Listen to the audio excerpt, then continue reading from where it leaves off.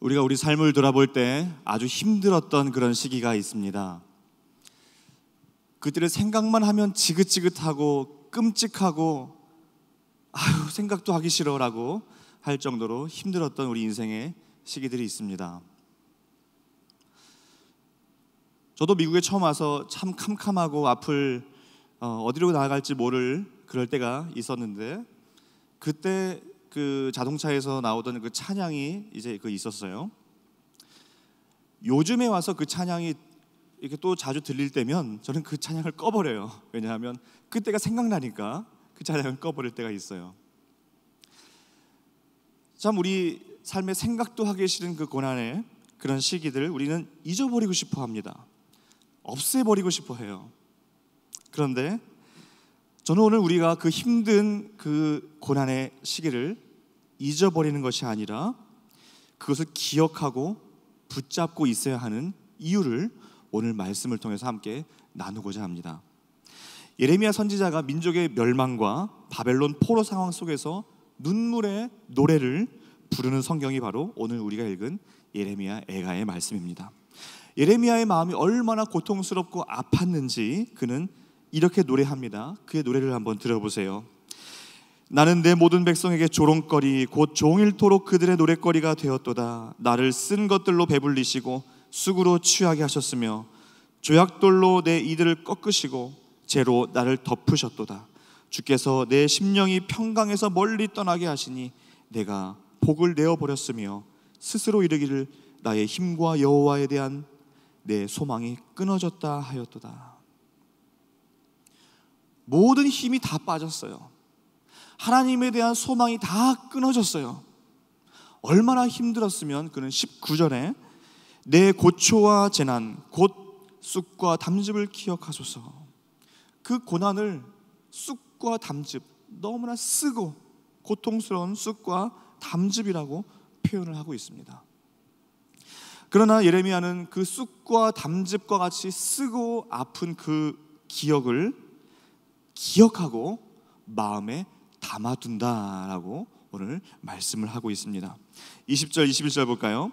내 마음이 그것을 기억하고 내가 낙심이 되오나 그것을 내가 내 마음에 담아두었더니 그것이 오히려 나의 소망이 되었사오문. 이것을 마음에 담아두니까요 소망이 되었다라고 말하고 있습니다. 제가 서두에 말씀드렸던 우리 인생의 그 힘들었고 어려웠던 그 고난의 시기들을 잊어버리고 기억도 하기 싫고 그것이 아니라 기억하고 마음에 담아두어야 하는 이유가 바로 이것입니다. 그것을 담아둘 때 그것이 뭐가 되었다고요? 소망이 되었다라는 것입니다. 고난이 소망이 되는 두 가지 이유를 말씀드리고자 합니다. 첫 번째는요, 고난의 조각이 없으면 하나님의 큰 그림이 완성될 수 없기 때문입니다. 큰 조각 퍼즐을 한번 생각을 해보세요. 수많은 그 조각들을 맞춰 가는데요, 어느 한 조각이 없으면 나머지 부분이 맞춰졌다고 해도 그것은 완성된 것이 아니죠. 한 조각이 빠져 있기 때문에 그래요. 그 조각이 거기에 있어야 돼요. 그래야만 그 전체 큰 그림이 완성이 됩니다.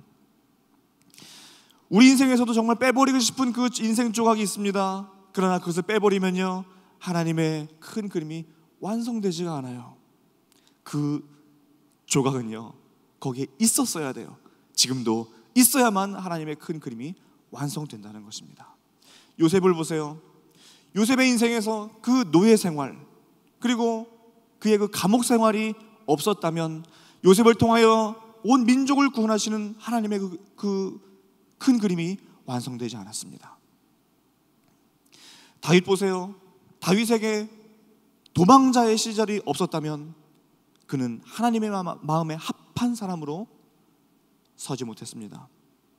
모세 40년 광야 그 시간이 없었다면 그는 민족의 지도자로 설 수 없었습니다. 욥에게 그 극심한 그 고난이 없었다면 욥은 정금같이 나아오지 못했을 것입니다. 오늘 우리가 읽은 예레미야, 이 예레미야에게 눈물의 노래, 애가가 없었다면 하나님의 회복 사역은 있을 수 없을 것입니다. 아까 제가 말씀드렸던 정말 찬양을 꺼버리고 싶을 정도의 그런 저의 그 기억들도 있는데요, 그 기간이 없었다면요, 저는 굉장히 교만한 마음으로 미국 생활을 시작했을 것 같아요. 그런데 그 시간을 통해서 하나님께서 낮추시고 연단하시고 하나님만을 붙잡도록 그렇게 처음에 먼저 훈련을 시키신 거예요. 그러니까 제가 겸손하게 하나님만을 붙들게 되더라고요. 고난의 조각, 잊어버리고 싶은 그 조각, 그런데 그것은 바로 그 자리에 있어야만 합니다. 그것이 하나님의 계획의 일부이고 그래야 큰 그림이 완성되기 때문입니다. 고난을 품고 있을 때 소망이 되는 두 번째 이유는요, 고난이 소망으로 가는 단계에 있습니다. 고난이 바로 소망으로 가는 것이 아닙니다. 고난이 소망으로 가는 단계가 있어요. 로마서 5장 3절 4절에 보니까 다만 이뿐 아니라 우리가 환난 중에도 즐거워하나니 이는 환난은 인내를, 인내는 연단을, 연단은 소망을 이루는 줄 알미로다. 아멘. 환난을 당할 때요, 그것을 즐거워하면 그것이 인내를 만들어내고, 그 인내는 연단을 만들어내고, 그 연단은 소망을 만들어낸다는 것입니다. 이 단계를 거쳐야 돼요. 고난이 바로 소망으로 가지 않습니다. 인내와 연단의 단계가 있어야만 소망으로 갈 수 있어요. 고난이 어떻게 바로 소망이 됩니까? 고난이 바로 소망으로 안 돼요. 이 단계가 있어야 돼요. 그런데 이 단계를 시작하려면 먼저 고난을 즐거워해야 돼요. 고난을 환난 중에도 즐거워하나니, 먼저 즐거워해야지 이 단계가 시작되는 거예요. 이것을 중요한 공식으로 한번 가지고 계셔보세요. 우리가 수학 문제 풀 때에도 공식을 가지고 있어서 그 공식에 집어넣고 답을 얻지 않습니까? 이제 우리 삶에 문제가 주어집니다. 그러면 우리에게 문제지가 이제 온 거예요. 그러면 그 공식을 떠올리고 그 공식에 이 문제를 넣어버리는 거죠. 우선 즐거워하는 겁니다. 즐거워할 때 이제 공식이 시작되는 거예요. 참고 견디는 거죠. 인내. 그럼 그 인내가 나를 단단하게 만들어요. 온전하게 만들어요. 연단이죠. 그리고 나서 그것이 소망으로 되는 거예요. 이 공식을 꼭 한번 떠올려 보세요. 자, 우리 이 공식을 다시 우리 같이 한번 해볼까요? 자, 고난이 왔습니다. 그러면 어떻게 해야지 이 공식이 작동된다고요? 먼저 즐거워해야 됩니다. 자, 즐거워했습니다. 그리고 참고 인내합니다. 그러면 이제 인내가 되고요. 그 다음에 뭐가 돼요? 뭐가 됩니까? 연단이 됩니다. 연단 이후에 뭐가 와요? 소망이 오는 거예요.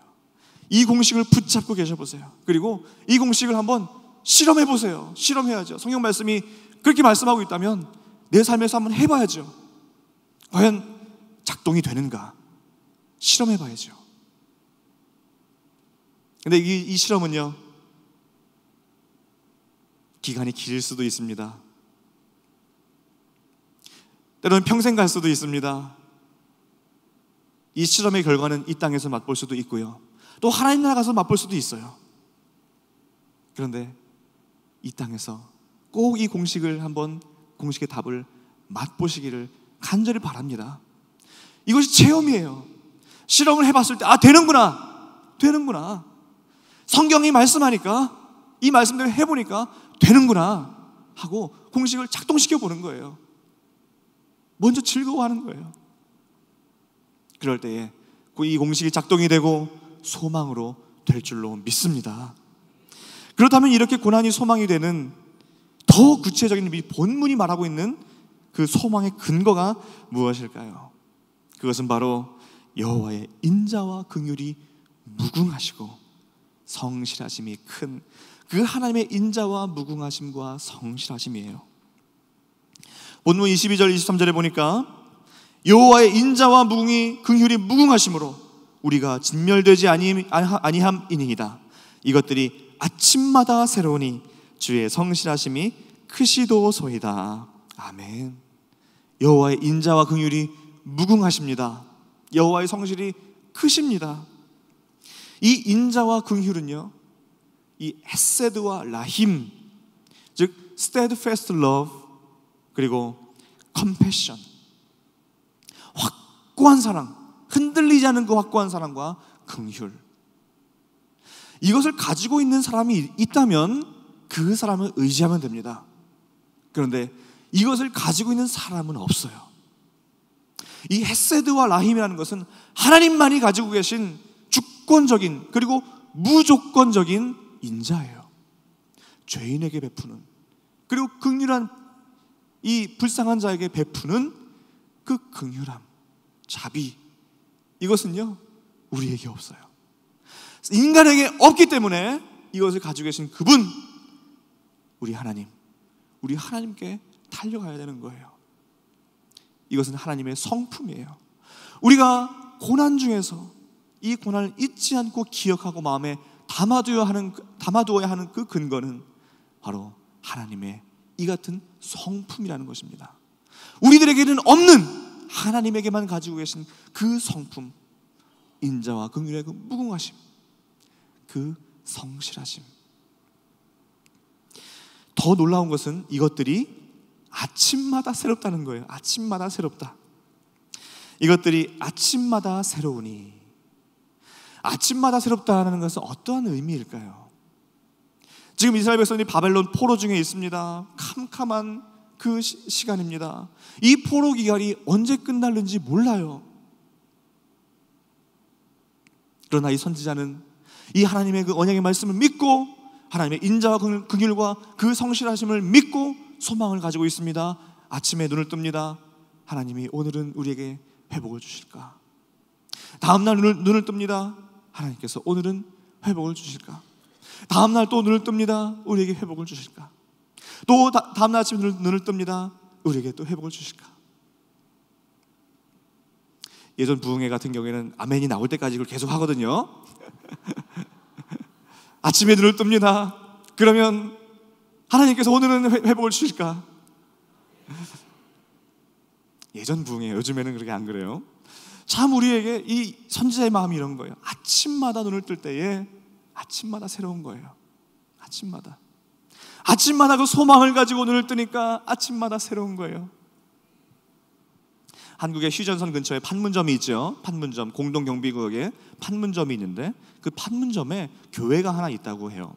그 교회는 이제 판문점에 있다 보니까 북한이 다 육안으로도 보이고요, 이 강대상 뒤에가 유리로 되어 있대요. 그래서 북한이 그냥 여러분들 앉아 계시면요, 북한이 보이는 거예요. 그런데 북한이 보일 뿐만 아니라 이 해가 뜨는 것이 보인대요. 해가 뜨는 것이. 자, 그러면 지금 새벽 예배를 좀 드리고 있습니다. 그러면 이제 해가 뜨는 것이 보일 거 아니에요? 그 광경을 한번 생각을 해보세요. 북한이 눈에 보이고요, 해가 떠오르고 있어요. 그리고 지금 새벽 기도를 하고 있어요. 어떤 마음으로 새벽 기도를 할까요? 그 교회 사명은 뭘까요? 그 교회 사명은 당연히 북한을 위해 기도하는 것이 그 교회의 사명이죠. 아침마다 뜨는 해를 보면서 하나님께서 오늘은 우리에게 통일을 주실까? 또 다음날 아침에 눈을 뜨고 북한이 보이고 또 해가 떠오릅니다. 하나님이 오늘은 우리에게 통일을 주실까? 그런 마음으로 아침마다 기도를 할 때에 그들의 소망은 아침마다 새로운 거예요. 구약의 이스라엘 백성들이 광야에서 먹은 그 만나를 한번 생각을 해볼까요? 만나. 그 광야에서는 농사를 지을 수 없습니다. 광야에서는 음식을 저장할 수가 없습니다. 그렇기 때문에 하나님께서 그 광야길을 걷는 이스라엘 백성들에게 주신 그 사랑의 표현, 그것이 바로 만나이죠. 만나. 자, 그 만나는 이틀 3일치를 가지고 들어갈 수 있나요, 없나요? 없습니다. 하루 것만 가지고 갈 수 있었어요. 아침이 됩니다. 하늘에서 만나가 내려와요. 그러면 그 만나를 가지고 하루를 삽니다. 다음날 아침이 됩니다. 또 하늘에서 만나가 내려옵니다. 그 만나를 가지고 또 하루를 살아요. 이들에게 만나는요, 날마다 새로운 거예요. 날마다 신선하고 새로운 만나가 그들에게 내려왔던 거예요. 자, 그런데 하나님께서 이스라엘 백성들에게 이 만나를 주신 그 이유, 본래의 이유, 그리고 우리에게 보여주시고자 하는 그 목적이 무엇인지 한번 보면요, 이렇게 말씀하고 있습니다. 너를 낮추시며 너를 줄이게 하시며 또 너도 알지 못하며 내 조상들도 알지 못하던 만나를 내게 먹이신 것은 사람이 떡으로만 사는 것이 아니요 여호와의 입에서 나오는 모든 말씀으로 사는 줄을 내가 알게 하려 하심이니라. 아멘. 만나를 먹으면서 무슨 생각을 하도록 해요? 만나를 오늘 먹습니다. 그런데 나는 내 배만 불리면서 사는 존재가 아니라 여호와의 입에서 나오는 말씀으로 사는 존재구나 하는 것을 이 만나를 먹으면서 깨닫는 거예요. 먹을 때마다 깨닫는 거죠. 그리고 오늘 우리에게도 그 만나를 기억하면서 보면서 우리도 그 만나가 오늘날은 뭘까요? 만나가 오늘날은 뭐예요? 하나님의 말씀, 여호와의 입에서 나오는 모든 말씀으로 살게 하려 함이라. 말씀, 만나가 오늘날은 말씀이에요. 말씀. 아침마다 매일 하늘에서 만나가 내려왔다면 오늘 아침마다 하늘에서 말씀이 우리에게 오는 줄로 믿습니다. 그러니까 우리가 아침마다 새로운 거예요. 우리가 묵은 은혜 가지고 사는 것이 아니에요. 어제 은혜 가지고 사는 것이 아니에요. 10년 전 은혜 받은 거 가지고 사는 것이 아니란 말이에요. 우리가 살아가는 것은 오늘의 은혜, 오늘 내려지는 그 은혜 가지고 살아가는 거예요. 묵혔던 은혜가 아니라는 거예요. 그러기 위해서는 날마다 우리에게 말씀이 필요해요. 말씀 묵상이 필요해요. 이것이 바로 우리가 매일매일 말씀을 묵상해야 하는 이유입니다. 그럴 때 우리도 이 이사야의 고백을 드릴 수가 있어요. 여호와여, 우리에게 은혜를 베푸소서. 우리가 주를 앙망하오니 주는 아침마다 우리의 팔이 되시며 환난 때에 우리의 구원이 되소서. 아멘. 우리 하나님이 우리가 말씀을 묵상할 때에 아침마다 우리의 팔이 되신다, 이렇게 생각하면 이 고된 하루를 시작할 때에 얼마나 우리에게 힘이 됩니까? 우리 하나님이 우리의 팔이 되어주신다. 얼마나 우리에게 힘이 돼요. 이것이 우리가 아침마다 새로운 은혜예요. 여러분, 오늘 아침도 새로우십니까? 내일 아침도 새로운 아침을 기대하십니까? 지금은 우리가 예배 자리에 있지만 만약에 우리가 지금 휴가지에 있다고 생각을 해보세요. 자, 휴가지에 있는데 아침마다 새로우려면 그러면 어떻게 해야 될까요? 방금 말씀드렸죠? 하늘에서 만나가 내려오듯이 하늘에서 내려오는 말씀을 묵상한다. 자, 우리가 이제 비추에 있습니다. 비추에 있는데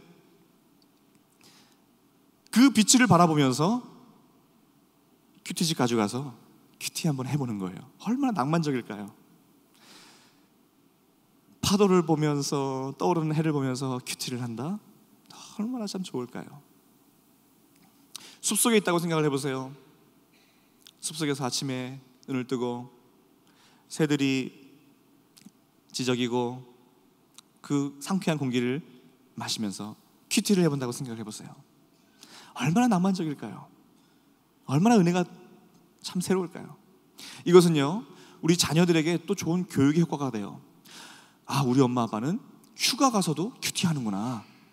이것이 자녀들에게 놀라운 교육의 효과예요. 큐티해라, 큐티해라, 큐티해라 잔소리하는 것이 아니라 한번 보여주는 거예요. 엄마 아빠는 휴가 가서도 큐티한다. 니들도 이리 와. 이것이 놀라운 교육이에요. 또 출장회를 갔습니다. 어떻게 아침마다 새로운 하나님의 인자와 긍휼을 체험할까요? 역시 또 말씀이죠. 말씀을 펴니다. 말씀을 묵상합니다. 하나님의 은혜가 만나와 같이 내려와요.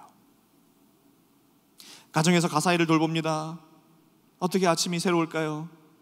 주님의 말씀, 그 말씀으로 주의 인자와 긍휼을 체험할 때에 그 아침이 새로운 거예요. 주의 말씀을 통하여 주시는 그 하나님의 인자와 긍휼, 그 긍휼을 체험하시기를 간절히 소원합니다. 그래서 32절 말씀처럼 그가 비록 근심하게 하시나 그의 풍부한 인자하심에 따라 긍휼히 여기실 것입니다. 비록 우리가 삶의 어려움으로 근심하지만 하나님의 풍부한 인자하심이 우리를 긍휼히 여겨주십니다. 그러면서 이어서 33절에 무슨 말씀하시냐면 주께서 인생으로 고생하게 하시며 근심하게 하심은 본심이 아니시로다. 아멘. 이 말씀의 원래 의미는요, 그가 그의 자녀들을 고통하게 하고 슬프게 하는 것은 그의 마음으로부터 나온 것이 아니다라는 그런 원래 뜻을 가지고 있습니다. 그의 마음으로 나온 것이 아니에요. 본심이 아니라는 거예요. 본심이 아니다.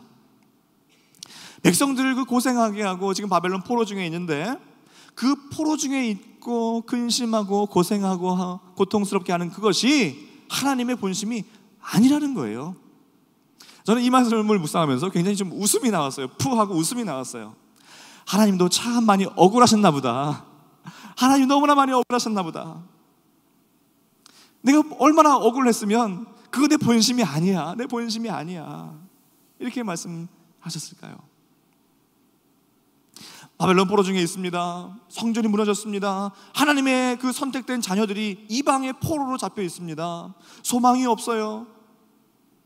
이 백성들이 얼마나 하나님을 향하여 원망을 했겠습니까? 하나님, 도대체 왜 당신의 자녀들을 이렇게 이방의 포로로 내버려 두십니까? 성전이 파괴되도록 어찌 그저 두시렵니까? 하고 얼마나 원망을 많이 했겠어요. 그런데 하나님 본심이 아니라는 거예요. 우리도 참 얼마나 많이 하나님을 원망합니까? 하나님 왜 하필 지금입니까? 왜 하필 나에게 이러십니까? 왜 하필 우리 가족에게 이렇습니까? 왜 하필 내 자녀에게 이렇습니까? 얼마나 많은 원망을 우리가 할 때가 있습니까?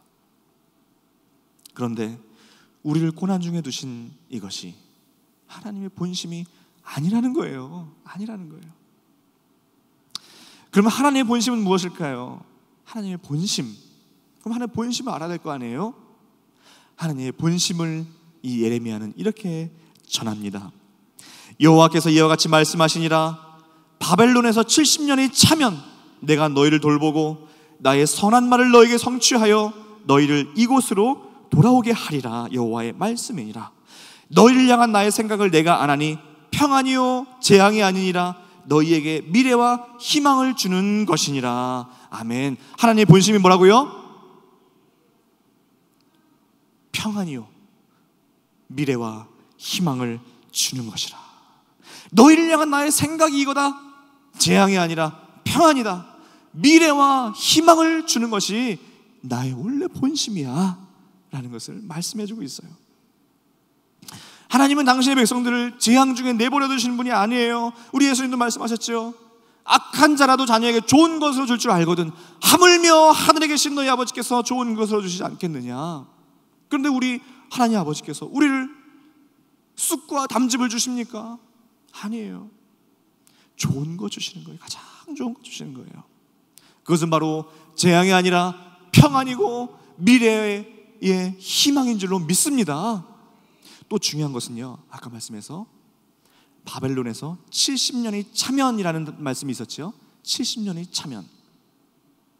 그러니까요, 하나님의 때가 있는 거예요. 하나님의 때가 있어요. 우리가 그 하나님의 때를 알면 얼마나 좋겠습니까? 그런데 문제는 우리는 그 하나님의 때를 모른다는 거예요. 모르니까 우리가 해야 될 거 뭐예요? 그저 긍휼과 인자가 무궁하신 그 하나님의 성품 붙들고 하나님의 본심은 이것이 아니야 라고 믿으며 하루하루를 살아가는 거예요. 소망으로 붙드는 거죠. 우리에게 주어진 하루를 그냥 살아가는 거예요. 극심한 고난에 있다고 오늘 주어진 하루를 내가 거부할 수 있습니까? 뜨는 해를 내가 막을 수 있습니까? 없어요. 오늘 하루는 그냥 내가 살아가야 돼요. 오늘 하루를 일상처럼 살아가야 돼요. 내가 극심한 고난 중에 있다고 해서 해가 뜨지 않습니까? 오늘 하루가 잠시 정지합니까? 아니잖아요. 오늘 하루는 지나가잖아요. 나도 오늘 하루를 그냥 살아가야 돼요. 오늘 하루를, 주어진 하루를 그 소망 붙들고 아침마다 새로운 그 소망의 하루를 살아가다 보면 하나님의 때가 이른다는 거예요. 우리는 비록 모르지만, 그 때가 언제인지 모르지만, 그리고 그 때가 짧을지 길지 모르지만 우리에게 주어진 일상의 하루를 살아가는 거예요. 그러면 70년이 차고 내가 너희를 돌려보내리라. 내가 너에게 주는 것은, 너희를 향한 나의 생각은 재앙이 아니오 평안이라, 미래와 희망이니라. 이것이 하나님의 본심이다.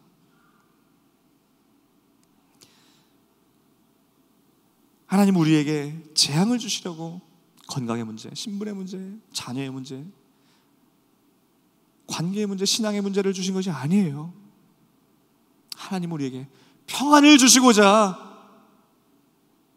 그리고 미래와 희망을 주시고자 우리에게 그 기간을 허락하신 줄로 믿습니다. 하나님의 본심을 오해하지 마시기를 바랍니다. 우리도 누구한테 오해받으면 억울하잖아요. 하나님도 좀 억울하셨나 봐요. 우리는 이제 하나님 오해하지 마시고 이 본심을 붙드시기를 바라요. 하나님이 이스라엘 백성들을 광야에 비록 내버려 두셨지만 광야에서 어떻게 그들을 돌보셨습니까? 내가 애굽 사람에게 어떻게 행하였음과 내가 어떻게 독수리 날개로 너희를 업어 내게로 인도하였음을 너희가 보았느니라. 비록 지금 광야에 내버려 두셨지만 내버려 두신 것이 아니죠. 독수리 날개로 업어서 그 뒤에서 광야에서도 너희가 당하였거니와 사람이 자기 아들을 안는 것 같이 너희 하나님 여호와께서 너희가 걸어온 길에서 너희를 안으사 이곳까지 이르게 하셨느니라. 너희를 안으사, 부모가 아이를 안고 있는 것처럼 너희를 안으사 이곳까지 이르게 하셨다. 광야에 내버려 두신 것이 아니에요. 돌보신 거예요. 독수리 날개로, 어미 품으로 돌보신 거예요.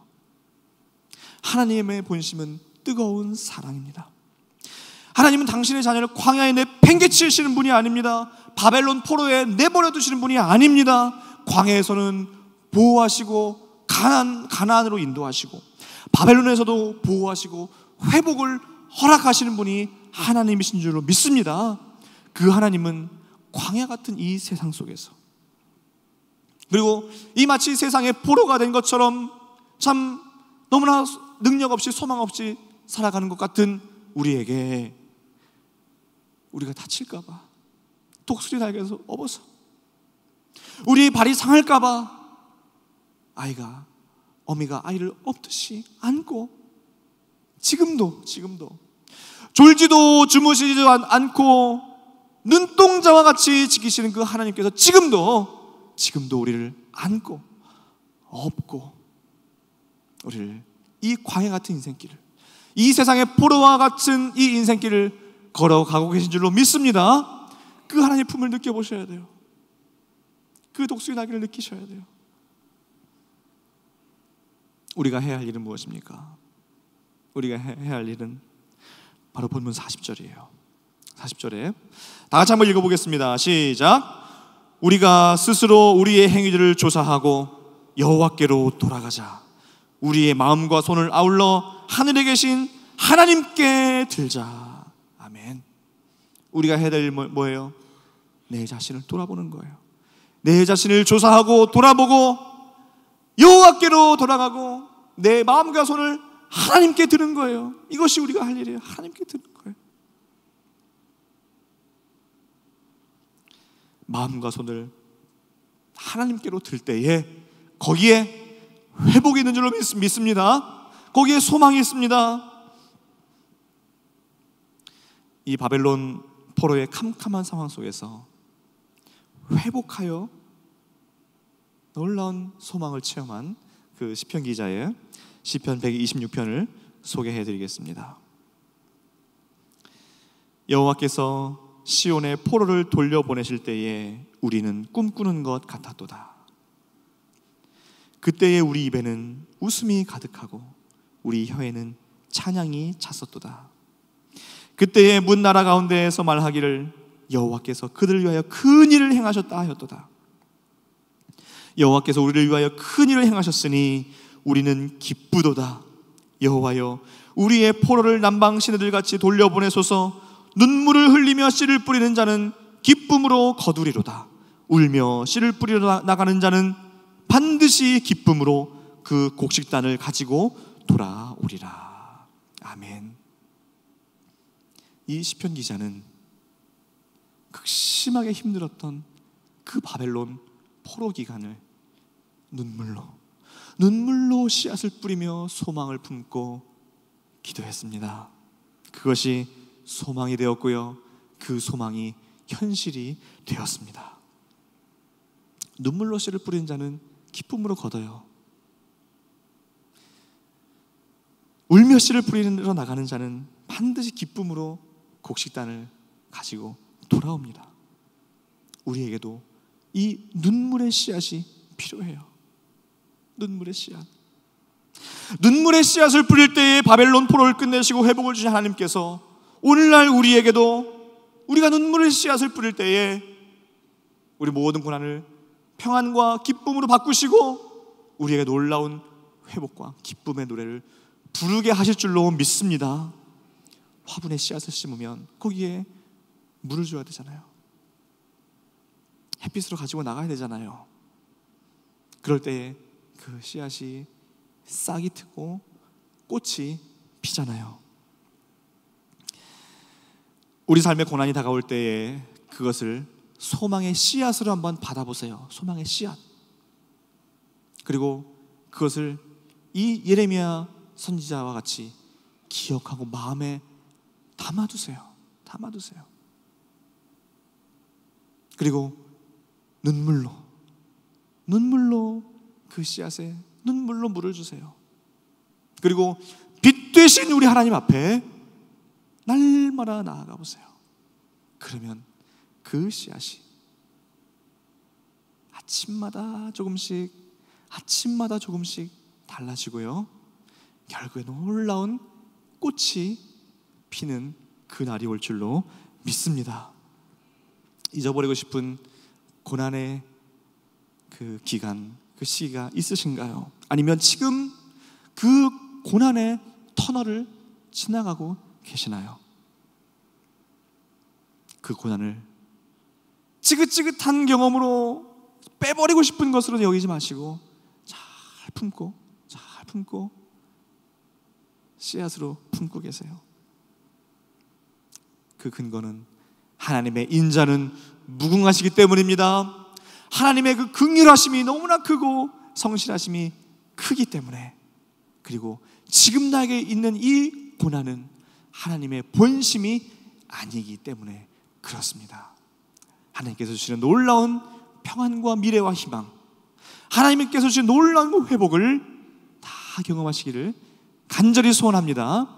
우리 그런 마음으로 아까 불렀던 찬양 있죠? 주의 인자는 끝이 없고 주의 자비는 무궁하며 아침마다 새롭다. 이것을 우리 묵상하면서 한번 불러보겠습니다. 주의 인자는 끝이 없고 그의 자비는 무궁하며 아침마다 새롭고 늘 새로우니 주의 성실이 금이라 성실하신 주님. 아멘. 주의 인자가 끝이 없어요. 사람의 인내는 한계가 있어요. 그런데 주님의 인자하심에는요 끝이 없고요, 조건이 없어요. 한계가 없어요. 주의 인자와 그 긍휼하심, 정말 내 지금 이 고난의 시기를 지날 때에 주의 인자가, 주의 긍휼이 부어질 때에 그때 아침마다 새로운 거예요. 한번 주님, 나에게 주의 그 인자와 긍휼을 부어 주옵소서, 아침마다 새로운 그 인자를 주옵소서. 묵상하면서 다시 한번 불러보겠습니다. 주의 인자는 끝이 없고 그의 자비는 무궁하며 아침마다 새롭고 늘 새로우니 주의 성실이 큼이라. 성실하신 주님. 아까 말씀에서 그랬죠. 우리가 해야 될 것, 여호와께로 돌아가자. 우리 마음과 손을 여호와께로 들자. 우리 한번 손을 들고 아침마다 새로우니 우리 손을 들고 한번 찬양해 보겠습니다. 아침마다 새롭고 늘 새로우니 주의 성실이 큼이라. 성실하신 주님. 아멘. 우리 잠시 한번 기도하겠습니다. 주님, 참 너무나 힘들었던 기억, 지워버리고 싶은 그 기억이 나에게 있고, 그리고 또 지금 그 고난의 그 시기를 지나고 있는데, 주님, 이것을 내가 잊어버리거나 빼버리는 것이 아니라 오늘 하루를, 주어진 이 하루를, 일상의 하루를 주의 인자와 긍휼을 기대하고 소망하며 오늘 일상의 하루를 살아가게 해 주옵소서. 그럴 때에 하나님의 때가 이르러서 놀라운 하나님의 회복을 경험할 줄로 믿습니다. 아침마다 새로운 은혜를 주의 말씀을 통하여, 주의 성품을 통하여 허락하여 주옵소서. 합심하여 한번 기도하시겠습니다. 주님, 은혜를 감사합니다. 하나님, 참 너무나 극심한 그 고난 속에서 우리가 해야 될 것, 그저 여호와께로 돌아가고 주의 인자와 성실하심을 의지하며 살아가는 그것, 바로 그것이 우리가 해야 될 것인 줄 우리가 알고, 하나님의 본심은 우리의 평안을 주시고 미래와 희망을 주시는 것이 하나님의 본심인 것을 우리가 알고 믿으며 오늘 일상의 하루를 살아가게 하여 주옵소서.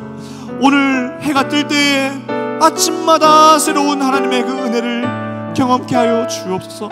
내일 하루가 뜰 때에, 하루가 시작할 때에 또 새로운 아침마다 새로운 하나님의 은혜를 경험케 하여 주옵소서. 주님의 은혜를 날마다 부으시고 고난 속에서도 승리하며, 고난 속에서도 하나님께서 독수리 날개로 업고 광야에서 품고 지나가시는 것, 하나님의 놀라운 품을 우리가 경험케 하여 주옵소서. 우리 하나님 아버지, 주의 인자와 긍휼이 얼마나 크신지요, 주의 성실하심이 얼마나 크신지요. 그 주의 인자와 긍휼을 붙들고 오늘 하루도 살아갑니다. 내일 하루도 새로운 하루를 살아갑니다. 일상의 하루를 살아갑니다. 그럴 때에 그것이 소망이 되게 하시고, 환난은 인내를, 인내는 연단을, 연단은 소망으로 만드는 그 영적 고난의 그 공식을 오늘 작동시켜보고 실험해보고 결과를 체험하여 간증하는 여기 모이신 모든 한 분 한 분 되게 하여 주시옵소서. 주님께서 부으시는 놀라운 은혜와 긍휼을, 무조건적인 긍휼을 우리 한 분 한 분에게 부어 주옵소서. 주님의 그 헤세드가 필요한 분이 여기에 앉아 계십니다. 주님의 그 헤세드가, 주님의 그 긍휼하심이 풍성히 부어지게 하여 주옵소서. 회복의 역사가 있게 하여 주옵소서. 예수님의 이름으로 간절히 기도하옵나이다. 아멘.